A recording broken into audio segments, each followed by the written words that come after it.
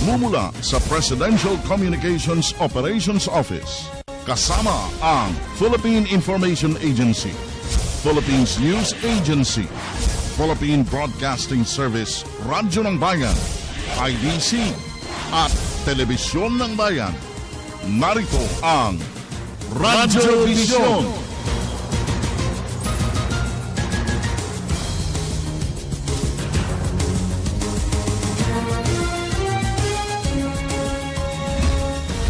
Unang-una sa hanay ng balitaan dito sa Radyo Vision.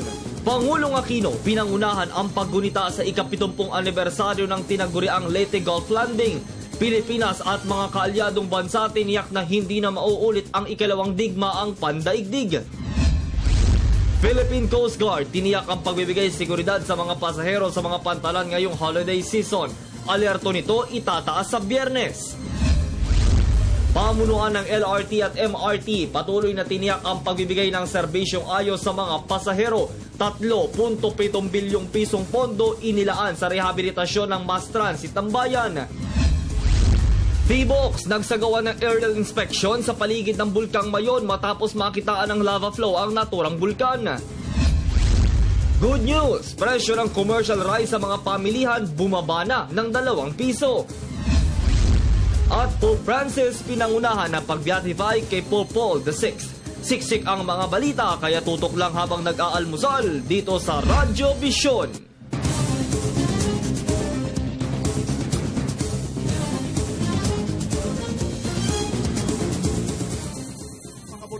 Mapayapa, masaganang umaga Luzon, Visayas at Mindanao. Saan man kayo naroon, anuman ang inyong ginagawa sa mga oras na ito, samahan po ninyo kami sa ating Tuesday edition ng ating Radyo Vision sa Media ng Bayan, Oktubre 21, 2014. Magandang umaga po sa inyong lahat at syempre pa ang ating paanyaya sa inyong huwag po kayong bibitiw sapagkat napakarami nating mga balitang inihanda sa umagang ito. Kalakip ang ating mga paglilingkod na pambayan at syempre pa ang ating featured agency for today. Naku po, pinakaabangan, marami ang ating magiging kapakinabangan. Syempre pa, batiin na natin ang isang magandang morning of Tuesday. Ang ating mga kabalikat sa ating telestudio, sina Zarina Lozuegro at Julius De Zamboron. Good morning! At magandang...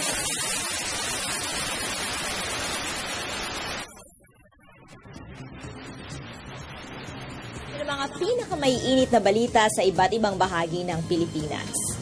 Good morning, Good morning, Vivian. Ka Francis. Of course, ang inyong kaagapay, Francis Cancino. Nag-aanyaya sa inyong huwag kayong bibitiw till 7 o'clock in the morning. Okay, balikwas na tayo sa ating telestudio, sina Zarina at Julius. Good morning!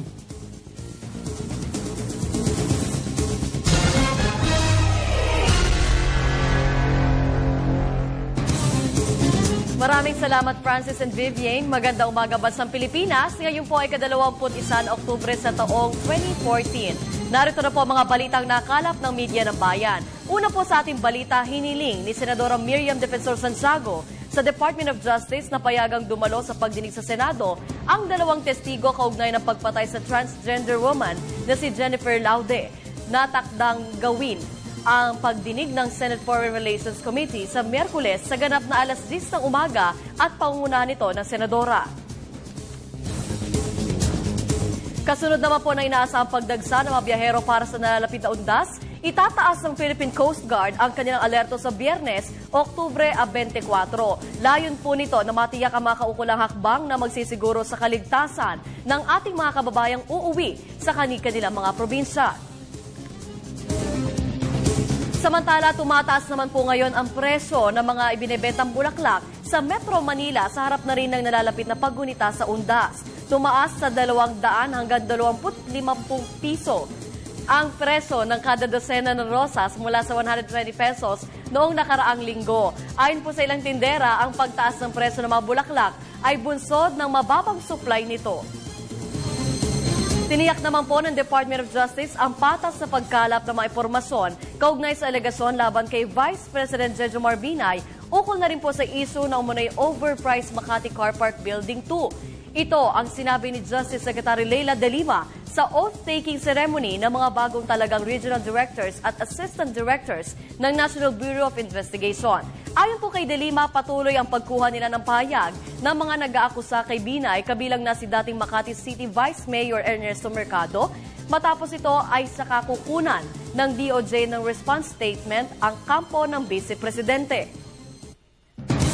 Samantala, mas palalakasin pa ng gobyerno ang pagpapatupad ng intellectual property laws. Ito ay upang lalo pang masugpo ang pagpasok ng mga peke produkto sa bansa sa harap na rin po ng nalalapit na holiday season. Balitaan mo kami, George Bandola. Unti-unti nang nababawasan ng mga pekeng produkto sa bansa dahil daw ito sa pinalakas na kampanya ng pamahalaan laban sa mga lumalabag sa intellectual property laws. Sabi ni Director General Ricardo Blancaflor Jr., bukod sa paggalpas ng Pilipinas sa 301 watch list, nalagpasan na ng Pilipinas ang ibang mga bansa sa paglaban sa mga pamimirata. Number 2 in Oceania Pacific and number 25. Patent protection yan. Only next to Japan. Tinalo yung Australia, we dislodged Korea. Korea was number 3 for London. Tinalo yung Hong Kong and tinalo natin yung New Zealand.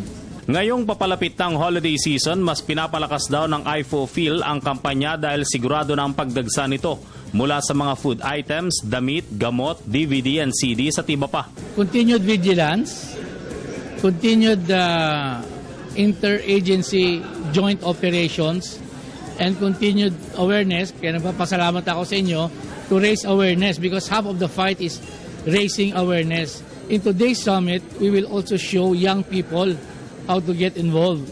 Bagay na ikinatuwa ng Department of Trade and Industry dahil bukod sa proteksyon sa mga lehitimong produkto, lumalaki din ang pag-asa ng mga local manufacturers. Dapat pala tayo na tayo ng statwa mo sa Crystal Park. Para sa Telebisyon ng Bayan, George Bandola.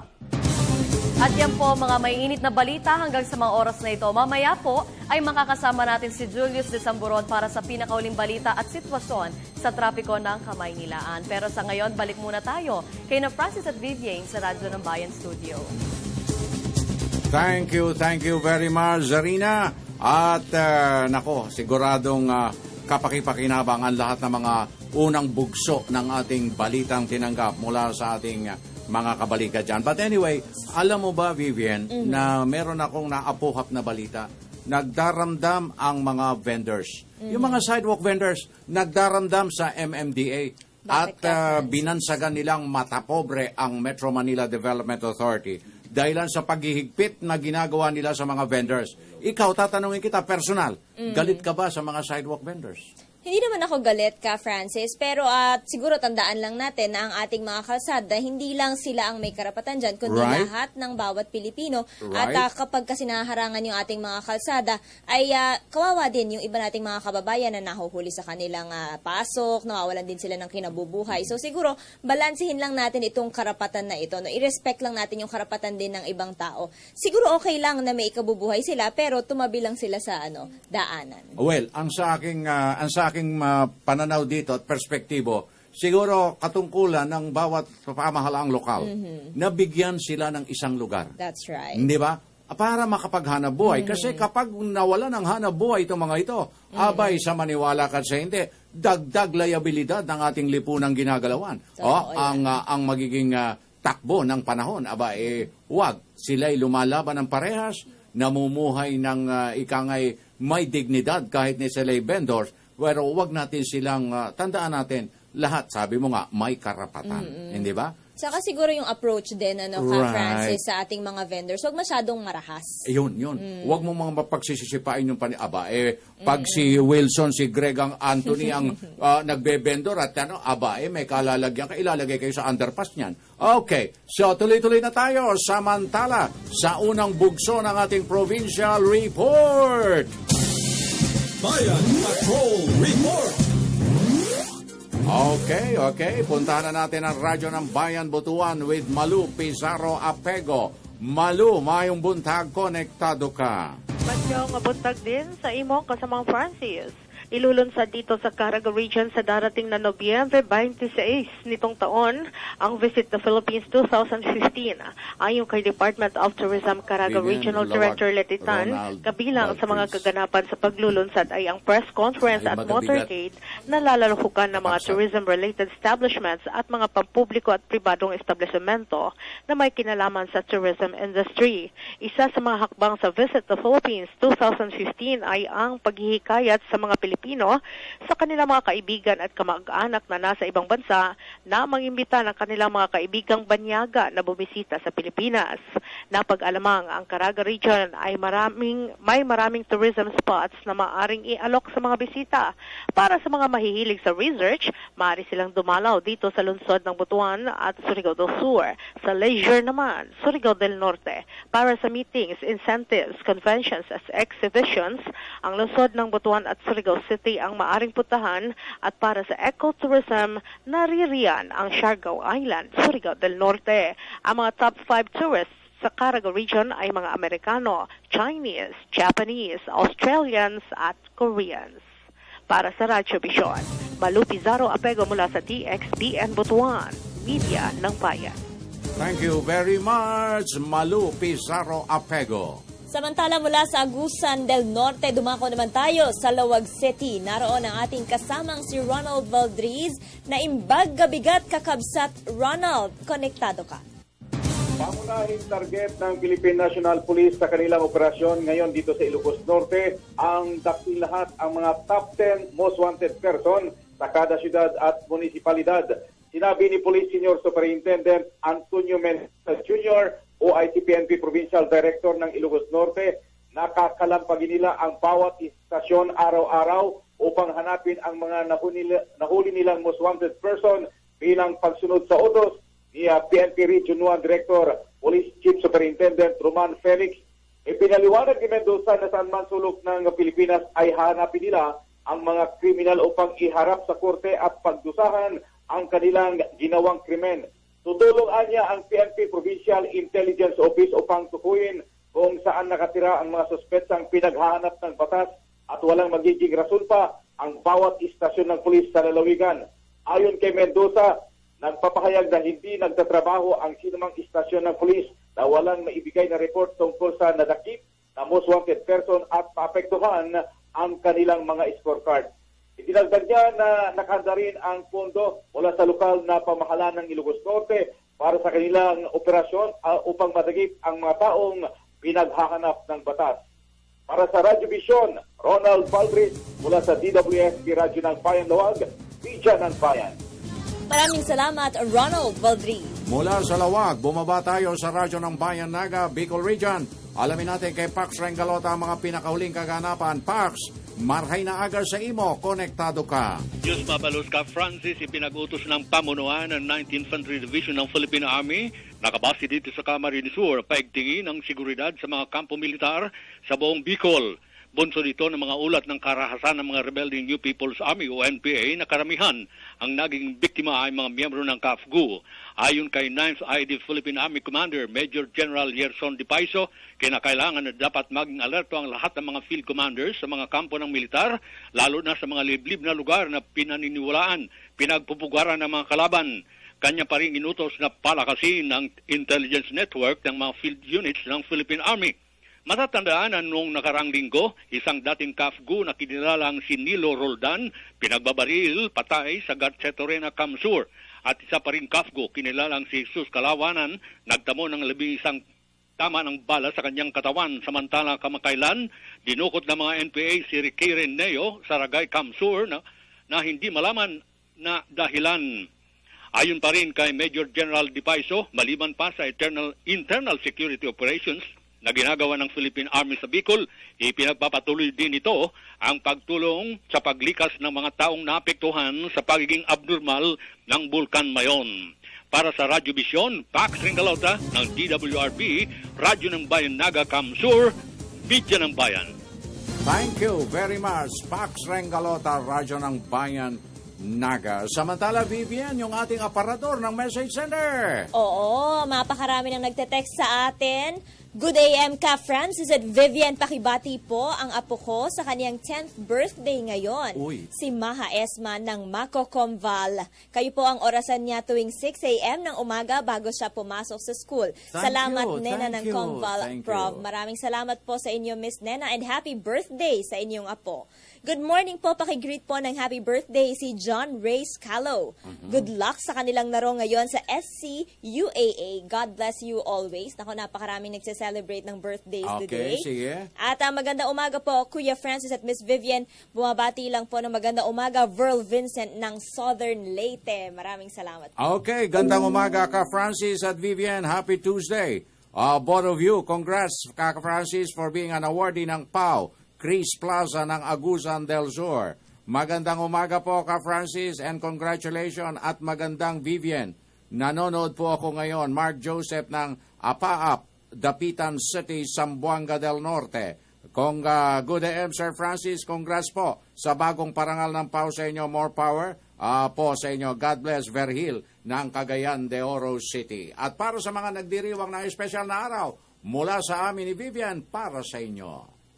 Happy birthday to Okay, happy birthday and may you have many more birthdays to come. Tama. At para sa ating mga tagapakinig at tagapanood na nais ipahatid ang kanilang mensahe sa atin, mag-text lamang po kayo sa 0922-358-2679. Ops, mga kaibigan, narito na po. Mamaya pa. Huwag kayo masyadong excited. Pag nakikita ko si Perlita, masyado kong na-excited kasi Anyway, Perlita, good morning. Steady ka lang dyan. Yung mic namin, Okay, pangalagaan mabuti. At nang makarating kami ng maliwanag sa Himpapawid. Okay, andyan na yung ating piling panauhin. Na mula sa Department of Education. Mamaya po, makakatalastasan natin yan. Samantala, Vivian, meron ka pang mga text yan. Oo, bigyan daan naman muna natin ng ilang text messages mula sa ating mga tagapanood. Magandang umaga sa inyo, Vivian at Francis. Pakibati ng belated happy birthday ang aking girlfriend na si Sheila May of Barangay Tendapa, Siargao Island, Surigao del Norte. From Irvin of Surigao City, nanonood po ako ngayon ng Radyo Vision. Maraming salamat sa iyo, Irvin, at happy birthday sa iyong girlfriend na si Sheila. Magandang umaga po sa inyo. Araw-araw ko pong sinusubaybayan ang inyong programa. Binabati ko po ang lahat ng mga kaguruan sa buong bansa. Mabuhay po tayo lahat. May awa ang Diyos sa atin. Angelo Usipon ng Angono, Rizal. Good AM po, Mang Francis. Very informative po ang programa ninyo. Keep it up. And thumbs up from June Quiben ng Nueva Vizcaya. At panghuli na lamang, good AM po, Media ng Bayan. More power, pakibati po si Angela. Gising na din ang kanyang anak. Si Archie po ito ng Olongapo City. Maraming salamat po sa inyo. At tuloy-tuloy tayo, meron pa rin dito sa kabila. Good AM, pakigreet naman po ng good morning. Si Kaka Efren Abad with feelings na nanonood. Na si Rocky na nagluluto. Salamat po. Okay, at syempre pa, para sa ating mga texters, 0922-358-2679 ang ating pong message center. Bukas para sa inyong lahat. But don't forget your name and your addresses, please. Samantala mga kaibigan, alamin na natin ang magiging lagay ng panahon sa mga susunod ng oras. Makakasama natin live mula sa Pag-asa DOST, si Amor La Rosa. Amor, magandang umaga. Magandang umaga rin sa inyo, Vivian. Good morning, Pilipinas. Sa atin na po ang latest sa lagay ng ating panahon. Mga kababayan, bahagya pong humina ang northeast monsoon o hanging amihan, kaya naman po ang dominant weather system na iirang ngayon dito sa loob ng ating Philippine Area of Responsibility. Ang tinatawag po natin na easterlies o yung hangin mula po yan sa silangan o hangin mula po yan sa dagat Pasipiko. At ito po ay partikular makakaapekto dito po yan sa ating mga kababayan sa Luzon hanggang dito po yan sa Visayas. At inaasahan nga po natin na malaking bahagi ng ating bansa sa araw nito ng Martes ay makakaranas po ng generally fair weather. Ibig sabihin po nito, meron po tayong bahagya hanggang sa maulap na kalangitan na meron po chances ng mga pulo-pulong pag-ulan o pagkidlat, pagkulog, lalong-lalo na po yan pagsapit ng hapon o kaya naman ay sa gabi. At alam nyo ba, ito pong easterlies na ito ay nagdudulot rin po ito ng mainit o maalinsangang panahon, kaya make sure na meron po kayong baong payong panlaban po yan sa init at bilang paghahanda na rin po natin sa posibilidad ng mga pag-ulan sa mga susunod po yung mga oras. At mga kababayan, kung titingnan naman po natin yung models natin, katulad na lamang po ng Japan Met Agency agency. Tingnan po natin kung meron po tayong monitor na weather disturbance. Kita naman po natin dito no, sa ating image na halos wala po mga kaulapan. Ibig sabihin po nito ay wala po tayong inaasahan, wala po tayong nakikitang posibilidad ng anumang low pressure area o bagyo na posible pong pumasok at makaapekto dito sa ating bansa sa mga susunod na araw. Pero syempre patuloy po kayong magbantay. Kasama pa rin po ang aming programa para po malaman po natin ang mga pagbabago sa lagay ng ating panahon. At yan po ang latest mula dito sa Pag-asa. Kasama niyo po sa Radyo Vision. Ako po si Amor La Rosa mula dito sa Pag-asa DWST, Radyo ng Bayan. Balik sa inyo, Vivian. Maraming salamat, Amor La Rosa. At syempre pa mga kaibigan, bago tayo magpatuloy, bigyan daan muna natin ang ilang mga paalala mula sa inyong himpilan.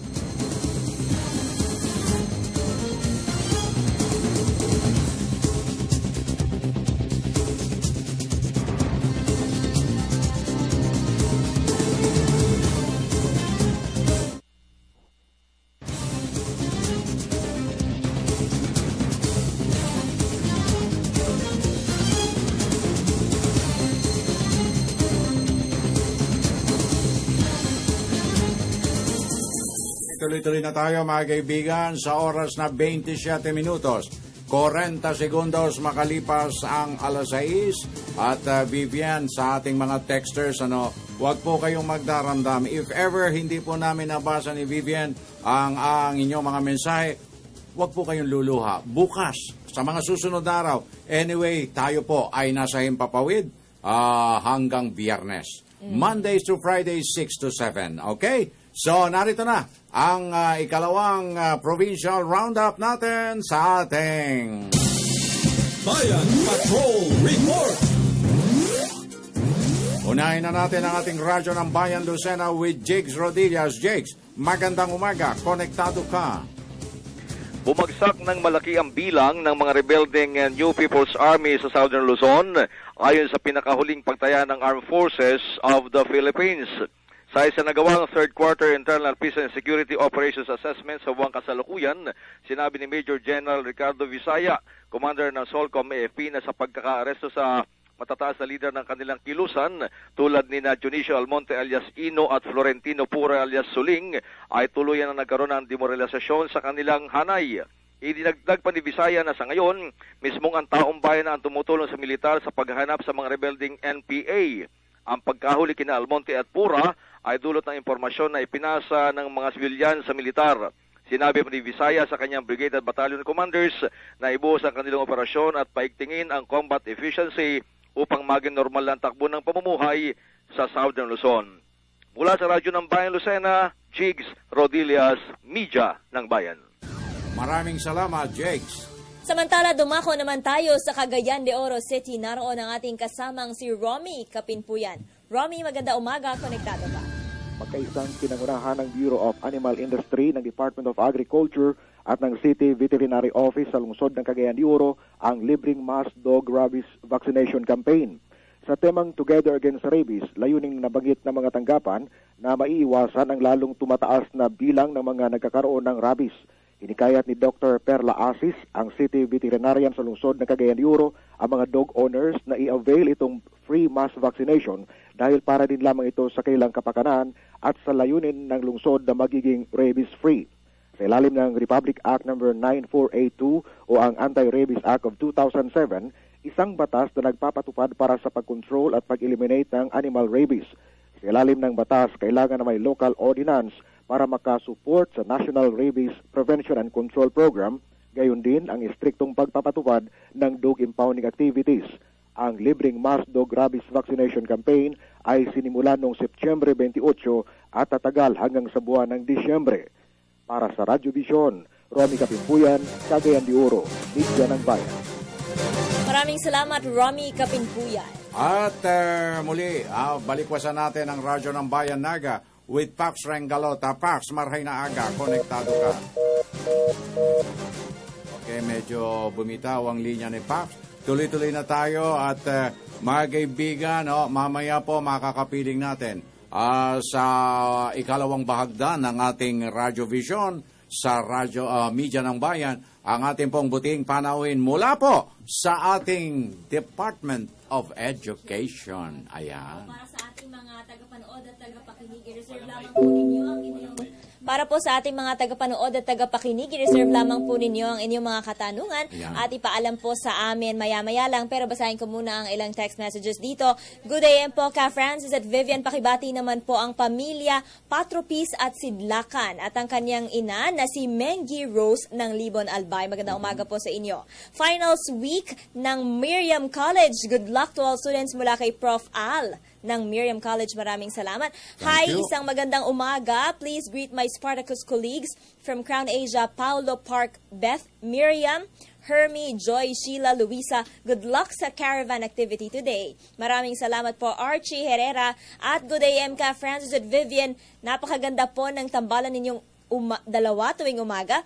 At ang ganda pala ni Weather Lover Amor La Rosa, you are my idol, according kay Chris Plaza ng Agusan del Sur. Wow, thank you very much sa mga komplementong yan. Nariyan na ba? Handa na si Pax Rengalota?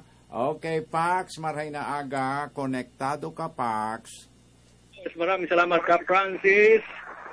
Paparangalan ng kagawaran ng agrikultura ang 6 na lugar sa Bicol na nagtamo ng pinakamataas na kalidad at produksyon ng mais ngayong taon. Ayon sa ahensya, isa itong pagkilalas sa mga pamahalaan lokal ng kanilang pagsuporta sa kaunlaran ng sektor ng maisan at ang kanilang binigay na suporta sa paggamit ng dekalidad na banhi at ito pang gamit pang modernong teknolohiya. Kinilala rin ang lokal na pamahalaan na nagpataas ng produksyon ng dating bilang ng ani ng mais maging dilaw o white corn. Ang mga lungsod ng ligaw sa probinsya ng Albay, bayan ng Baaw, Calabanga, Tigawon at lungsod ng Naga sa Kamsur ang binigyan ng Agri-Pinoy Quality Corn Achiever for the year 2014. Mahigit sa 20 mga individual, kasama rin sa parangal na binubuo ng mga agricultural extension workers, municipal city agriculturist at iba pa. Samantala, ang mga local government units tatanggap ng tag-1 milyong pisong halaga ng proyektos na maaring infrastruktura, farm equipment, post-harvest facilities at mga kinakailangang proyekto. Ang awarding ay gaganapin sa darating na Nobyembre 20 sa Cagayan de Oro City. Para sa Radio Vision, Pax Rengalota ng DWRB, Radyo ng Bayan Naga Kamsur, Media ng Bayan. Thank you very much, Pax Rengalota mula sa Bicol Region. Samantala, mga kaibigan, tinatawagan natin ang lahat ng ating mga listeners and viewers nationwide, worldwide. Pagkakataon na ng ating mga guro. Lend me your ears, mga teachers, sapagkat narito po kapiling natin sa studio live ang ating pong butihing Assistant Secretary Jesus Mateo ng DepEd. Kung kayo may mga concern, please, pakitext nyo at just don't forget to write your name and your addresses para maganda ang ating talastasan. Okay, samantala, paalala muna mula sa inyong himpilan.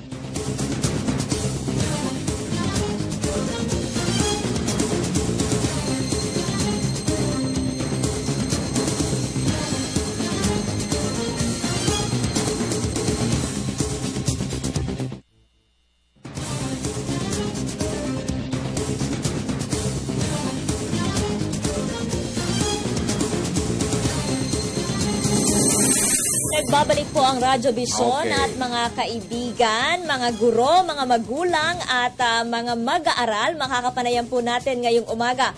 Walang iba kundi ang Assistant Secretary ng Department of Education, si ASEC Jesus Mateo. Magandang umaga po, sir. Magandang umaga sa iyo, Vivian at Sir Francis. No? Good morning, at saka sir. Nakikinig sa inyo at nanonood. Ayan. Oo. Unang katanungan ako, ASEC Jess, kasi po dito sa bandang Bicol, apektado itong ating mga mag-aaral dahil po sa napipintong pagputok nitong Bulkang Mayon. Ano po ba ang plano ng DepEd para makahabol naman po ang ating mga mag-aaral sa bandang iyon? Unang-una, meron tayong mga panukala tungkol doon sa mga makeup classes. Alam mo naman na nagkaroon tayo ng break muna. Semester break pa pala ngayon, October 20 hanggang 24 yan. Ngayon, doon sa lost days na nangyari, merong mga makeup classes pa dito sa Legazpi, Tabaco, Ligao City. Dito nagpapatupad tayo ng makeup classes na tinatawag. At susunod ko na rin dito yung panawagan natin doon sa donasyon para dito sa Mayon. No? Okay. Sige po. Ang donasyon na to ay pwedeng mga ballpens, mga tents, chairs, learner's kit na iba-iba yung laman nun, kagaya ng mga ruler, crayons.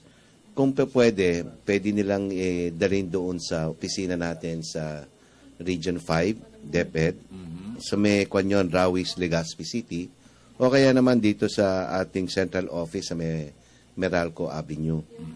Kung cash donation naman, pwede nilang i-deposit sa land bank account natin, OSEC Trusts Fund, ang OSEC Trust, DEX OSEC Trust. Merong account number 0672-1000-20. Again, sa land bank, ang pangalan ng trust account ay DEX OSEC Trust. Account number 0672-1000-20. Bale, ongoing na po itong makeup classes na isinasagawa sa Bicol ASEC. Pero paano po yung kanilang facilities, yun pong mga kagamitan sa paaralan, kamusta naman po? Doon sa mga yung tinatawag natin evacuation center, no? Doon sila dinadala. Siyempre, ang panawagan lang natin dito, kailangan na alagaan naman yung ating mga pasilidad, no? Doon sa tinamaan, medyo yung iba na damage, no? Meron naman tayong pondo dyan, yung Quick Response Fund, no? Kaya nga nananawagan rin tayo na patuloy na tulungan tayo para sa ganon pagkatapos itong mayon pwede nang bumalik sa normalcy yung mga bata. Ayun. So wala pong mamimiss o masiskip na semester itong ating mga mag-aaral sa Bicol? Wala naman, kasi as much as possible, may policy tayo na 180 contact days. Kasi ang calendar days natin ngayon, 201, no? Meron yung palugit na dito nga sa mga kalamidad na ganito. Ayun. Okay. Now, ASEC, medyo babalikwas tayo sa ibang larangan, sa ibang mga usapin na napapanahon. At alam kong hinihintay ito na mabatid ng ating mga nasa academe, lalo na sa yung ating mga public school teachers, no? Kamusta po sa ngayon muna? Sapat na po ba ang ating teaching force para punuan na ang pangangailangan both ng elementarya at ng ating sekundarya? Sapat na kung titignan natin yung kakulangan natin noong 2010, no? Okay. Pero syempre, hindi sasapat yan dahil lumalaki ang populasyon natin. Ang kagandahan lang nito, ang ating pamahalaan, no, ang administrasyon, pati ang ating kongreso, patuloy na sumusuporta sa ating kagawaran. Kung maalala nyo, last year, nakapag-create tayo ng 61,510 teacher items. Okay? At this year, nag-create tayo ng close to 33,000 additional teacher items. Next year, sa 2015 natin, 39,000. Ang layunin natin dito, unang-una, para ma-absorb natin yung tinatawag nating kinder volunteers, qualified kinder volunteers, pati yung mga LGU paid teachers. Ia-absorb natin yon. Siyempre, Francis, ang susunod na tanong mo sa akin yung mga sweldo naman. Yes. Unahan na kita. Siyempre, kakampi yun side by side yun. Kapit gatas, ano? Opo. Doon sa sweldo o benepisyo, lahat naman ng panukala sinusuportahan natin. Pero siyempre, hindi natin kagad ilagay yan sa ating budget dahil kailangan ng batas. Kaya nga, sabi natin sa ating mga kasamahan sa Kongreso, kung merong batas, susuportahan ng ating kagawaran yan. Pangalawa, kailangan tignan natin to sa usaping malawakan. Kasi hindi naman, sabi sa amin, hindi naman pwede magkaroon ng class legislation. Ibig sabihin nun, yung isang sektor lang ng ating pamahalaan, kailangan tignan natin sa kabuuan yon. Opo, ASEC Jess, tanong ko lang po, kamusta naman po yung pagpuno natin sa kakulangan sa mga classrooms at mga upuan? Sa ngayon po ba, meron pa rin po mga paaralan na nagkakaroon ng shifting po ng schedules? Meron yan dito sa matataong lugar, no, sa Metro Manila. Alam mo, hindi ang kakulangan yan, bunga yan ng yung tinatawag kong unang-una limitations sa space, no? Yung ating mga lote Kulang na talaga miski dito sa Metro Manila. Pangalawa, yung sa kadahilanan na yung ibang mga kababayan natin, huli lagi. Ibig sabihin, tuwing yung registration, yung early registration natin, kapag January 24, magpapatala lang sila kung kailan pasukan. Last minute. So, hindi natin mapeprepara yung ating mga paaralan. Diba? Kaya nga, may early registration tayo every last Saturday ng Enero para sa ganon, merong lead time ang ating mga paaralan makapag-prepare. Kasi po, Asek Jesse, nakakarindi na sa tuwi-tuwi na pag-opening ng school year. Problema, classroom, libro, teacher. Teacher, classroom, libro. Pirming yan, tatlong yan ang major concern tuwing opening of classes. Totoo yan, Francis, pero ang nakasamang loob lang, siguro yung mga ganyang problema ay mangilan-ngilan lang. Yun ang sinasabi natin. Ang hirap nito, yung gina-generalize. Siyempre, yung nakikita yung maliliit, alam nyo naman. Sana, tignan naman nila yung malalaki. Yung malaki, no? Kulang sila sa Bluetooth. Kung may Bluetooth sila, nakikita nila lahat Kaso wala Sa isang papel, ang nakita nila yung dot na marumi. Yung kabuang kalinisan, hindi nila nakikita. Pero on the other hand, okay naman yung binibigyan tayo ng feedback na ganyan. Para lagi tayo on our toes, no? Tinitingnan rin naman natin lahat ng solusyon na posible. Alam mo, ang problema dito sa mga matataong lugar, kamukha ng Metro Manila, maliban doon sa kakulangan ng space, no? Yung pag-distribute ng mga estudyante. Halimbawa na lang, dito sa Batasan, no? Merong malapit na eskwelahan na sobra-sobra ang classroom. Okay. Bakit hindi doon lumipat? Di ba? Yun nga ang pakay ng early registration.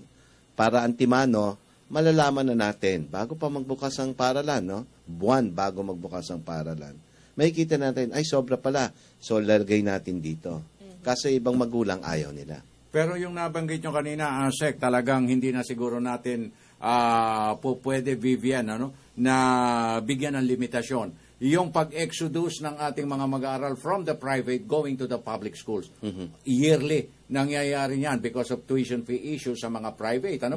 Kaya ang balikwasan yan sa mga pampublikong paaralan natin. So, ito po ay talagang baka dumating ang pagkakataon na sa bawat klase, 100 ang estudyante. Hindi naman po, again, yung mga sitwasyon na nagkakaroon ng madamihang mag-aaral sa isang klase, nasolve na natin yan. Okay, good. Okay. As much as possible, we stick to the 1:45. 1:45. Na class size. Ideal na yun. Ideal yun. Opo. Kaya nga, again, babalik ko doon sa early registration ng January. Kasi kung alam natin na sasobra na doon sa ideal class size, di magagawa natin ng solusyon. Asik, itong Department of Education, sinusolusyonan po itong mga kakulangan natin sa guro, yung quantity po, pero kamusta naman po yung mga effort natin para pumapabuti yung quality ng edukasyon sa ating mga paaralan? Kasi syempre, central po itong mga guro sa pagtuturo. Paano po nasisiguro ng Department of Education na yun pong 39,000 teachers na ating i-hire ay sapat po ang kanilang training? Bibian, maganda yung tanong mo, no? Pero tignan muna natin yung sa kabuuan. Ang kagawaran ng edukasyon ang nag-hire. Ang nag-produce ng ating mga teachers ay yung mga tinatawag natin teacher education institution. Yan. Okay. So, kailangan talagang siguraduhin itong mga teacher education institutions na dinidevelop nila yung skill set, competencies ng mga gurong kailangan ng ating mga paaralan. Ngayon, sa ginawa sa ating kagawaran, yung ating hiring policy, nag-iba tayo para sa kinder, iba sa elementary, iba yung sa secondary. Meron tayong tinatawag na teacher one hiring policy, kung saan nasa loob doon yung tinatawag nating Registry of Qualified Applicants. So meron kang Registry of Qualified Applicants para sa kinder, para sa elementary, para sa secondary. Kasi hindi porke teacher ka, pwede ka na magturo doon sa mga baitang na yun.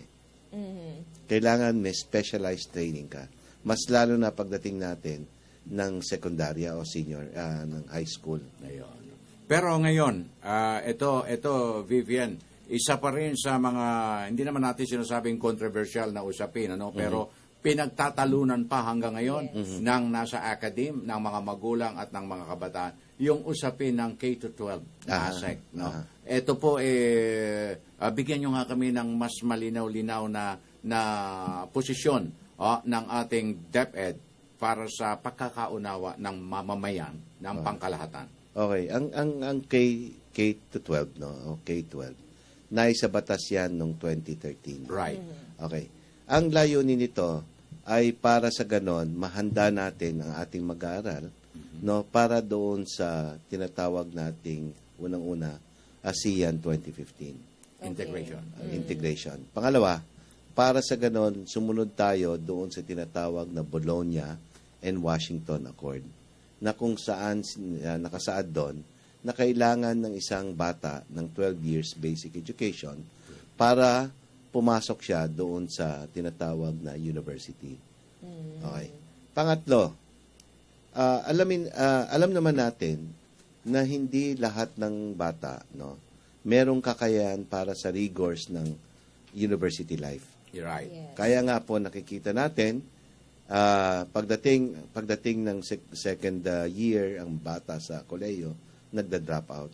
Kasi mismo ang magulang ang nagpo-push sa kanila, wala naman talagang interest ang bata. Ngayon, kaya ginawa natin yung K-12 para sa ganon, makita natin, magawa natin yung ating curriculum ayon doon sa interest ng mga bata. So, doon nakadesenyo? Doon nakadesenyo yun. So, meron tayong tinatawag na tracks, Meron yung academic track, meron yung technical vocational track, meron yung sports track, meron yung arts tracks, So, halimbawa, kung mahilig ang bata doon sa arts, meron kang papasukan na track nun, pero may common subjects na tinatawag. So, kung halimbawa ang bata gusto mag-decide mag-College of Fine Arts, pwede siya. Pero kung gusto niyang magpursu kagad, magtrabaho, maging pintor, maging... pwede. So, high school pa lang, ASEC, inihahanda na po itong mga mag-aaral para sa kolehiyo. Well, ASEC, maganda po itong layunin ng K-12 program, pero meron pong mga ilang magulang na parang hindi pa rin po satisfied hindi kumbinsido, Hindi kumbinsido. Kasi po, kamusta naman po ba yung implementasyon ng K-12 so far? Mabuti naman, nasa third year na tayo ng implementation. Ngayon, tungkol naman sa ibang mga magulang na hindi kumbinsido, hindi naman natin nilalayo na lahat makumbinse. Kasi meron naman kanya-kanyang idea yan.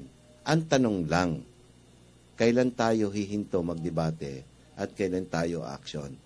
Samantalang ating mga kapitbahay na bansa ay patuloy na sila. Baka maiwanan. Baka maiwanan naman tayo. Mas lalo na dito sa ASEAN 2015. Okay, pero ang ating pong mga providers naman, ang ating mga edukador naman masasabi na nating handa na rin sila. Handa naman sila Okay. Biski yung ating business sector, Okay. In fact, isa sa mga rason kung bakit pinatupad natin yung K-12.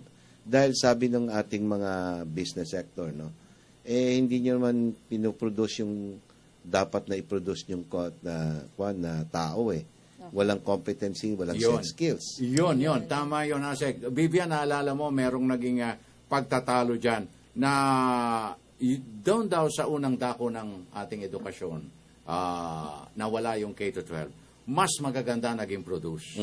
Now, kung ikukumpara, wala pa raw nakikitang konkreto na may pagmamalaki ang dumaan at sumailalim sa K-12 program. Kasi bakit daw noon, grade pag naabot mo yung tungkin ng tenga mo, grade 1 ka na Ako, umabot ako sa ganon. Mas bata lang siguro ako ng 2 taong kaya ASEC, Hindi, isang taon. Okay. Pag naabot mo yung dulo ng tenga mo sa ganon, grade 1 ka na. Wala ka na masyadong dadaanan tapos hanggang elementary, intermediate, kung tawagin natin, naalala nyo, tapos high school. Tuloy-tuloy, pero mas magaganda daw ang kalidad ng mga produkto nung mga unang dako at sa ngayon. At wala pang naipakikitang konkreto, sir. Wala talagang makikita pang konkreto kasi hindi pa tayo tapos sa talagang magpatupad. Yun. Pangalawa, alam mo, yung tinatawag na gestation period ng edukasyon, hindi naman kinabukasan ay ayos na yan o susunod na taon. It will take several years. Kung ang susundan natin yung cohort lang ng elementary, mga 6 years yan at the very least, no? Ngayon, sinasabi lang nila maganda talaga noon. Pero tignan natin ang konteksto. Iba kasi ang sitwasyon noon sa sitwasyon ngayon. Iyon. 'Di ba? Unang-una dito yung advent ng ICT. Yes. Mm-hmm.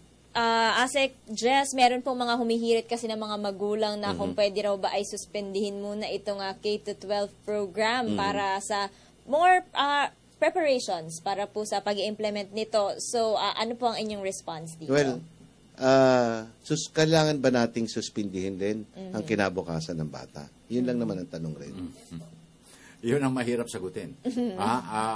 Yung bang ilalagay ba natin sa alanganin ang kinabukasan ng edukasyon ng ating mga kabataan. Pero ang problema nga lang talagang, number one pa rin nila sila yung longer years at gastos. Iyan lang naman eh. Hindi sa naman, mga pangkaraniwang magulang, yan ang kagad na ikinakatwiran nila. Totoo yan, yung sinasabi. Yan. Yun nga eh, nasa perspektibo yan eh. Ano ba ang edukasyon? Hindi ba investment yan? Yes. Hindi naman spending yan, it's an investment. Hindi naman para sa kanila, para sa anak nila yan. That's right. So, very inspiring words from the Assistant Secretary of Department of Education. Yes, your final message, sir, sa ating mga nasa akademya. Patuloy lang tayo magtulungan, magkapit-bisig tayo. Kasi sa tingin namin, walang problema na hindi masusolusyonan kung lahat tayo ay sama-sama. Okay, mag-iwan po kayo, Secretary ASEC, ng inyong hotline para sa ilang mga concerns. Pwede po? Sige po, sandali lang po at titignan ko. Alam niyo, sa dami ng numero eh. Ayan. Kasi kailangan, baka yung mga nakikinig at nanonood sa ating mga guro, meron sila, ipo-forward na lang natin kung sakasakali sa kay ASEC yung mga concerns. May katanungan ka, Francis, kanina, no? Yung tungkol sa field trips. Oo nga eh. Okay. Oo, yun na nga. Yung field trips, educational tours, ano na po bang klarong posisyon? Meron tayong palatuntunan diyan, mga polisiya tungkol sa field trip. Tuloy pa rin naman yan eh. Pero ganito lang yan eh, simple lang, Francis at Vivian, no? Bago patupad ang isang field trip, kailangan pag-usapan yan ng mga opisyal ng eskwelahan, paaralan, pati mga magulang. Hindi yung kung kailan nandyan na, tsaka magrereklamo. Kasi syempre, hindi naman pinapatupad yan ng ating mga paaralan hanggat walang permiso doon sa mga magulang. At ang mga magulang naman, panawagan lang natin, makilahok naman kayo sa mga diskusyon na to. Pag field trip, kailangan tignan yung ating safety.